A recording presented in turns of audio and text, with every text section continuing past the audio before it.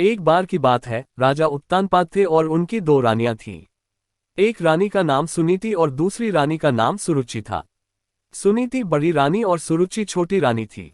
रानी सुनीति के पुत्र का नाम ध्रुव और रानी सुरुचि के पुत्र का नाम उत्तम था।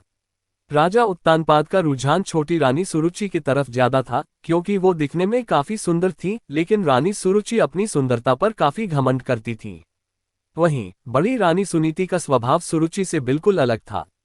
रानी सुनीति काफी शांत और समझदार स्वभाव की थी। राजा का सुरुचि की तरफ अधिक प्रेम देखते हुए रानी सुनीति दुखी रहती थी। इसलिए वह अपना ज्यादा से ज्यादा वक्त भगवान की पूजा अर्चना करते हुए बिताती थी। एक दिन सुनीति के पुत्र ध्रुव अचानक अपने पिता राजा उत्तानपाद के गोद में जाकर बैठ गए। वह अपने पिता के गोद में बैठकर खेल ही रहे थे कि वहां छोटी रानी सुरुचि पहुंच गई। राजा के गोद में ध्रुव को बैठे देखकर रानी सुरुचि को गुस्सा आ गया। रानी ने ध्रुव को राजा के गोद से नीचे उतारते हुए कहा, तुम राजा के गोद में नहीं बैठ सकते हो। राजा की गोद और सिंहासन पर सिर्फ मेरे पुत्र उत्तम का अधिकार है।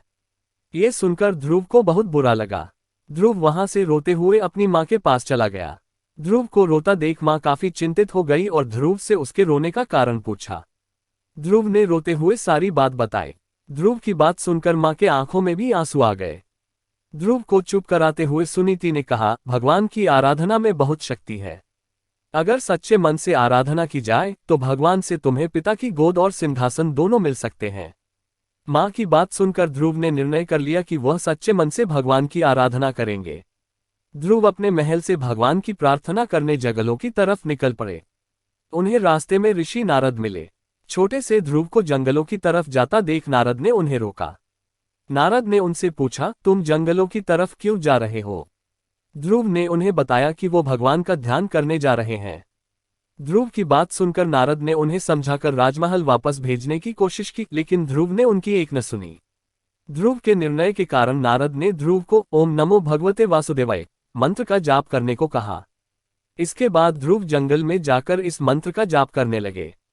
उधर नारद ने महाराज उत्तानपाद को ध्रुव के बारे में बताया। बेटे के बारे में सुनकर महाराज का मन चिंतित हो गया। वह ध्रुव को वापस लाना चाहते थे, लेकिन नारद ने कहा ध्रुव प्रार्थना में डूब गया है और अब वह वापस नहीं आएगा।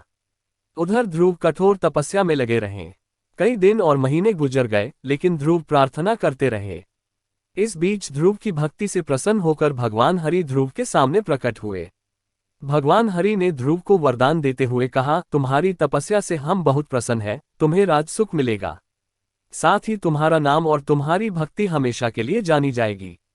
ये कहकर भगवान ने ध्रुव को राजमहल की तरफ भेज दिया। भगवान के दर्शन पाकर ध्रुव भी बहुत खुश हुए और उन्हें प्रणाम कर महल की तरफ चले गए। बेटे को महल वापस आते देख राजा खुश हो गए और उनको अपना पूरा राज्य सौंप दिया। भगवान हरि के वरदान से भक्त ध्रुव का नाम अमर हो गया और आज भी उन्हें आसमान में सबसे ज्यादा चमकने वाले तारे, ध्रुव तारे के नाम से याद किया जाता है।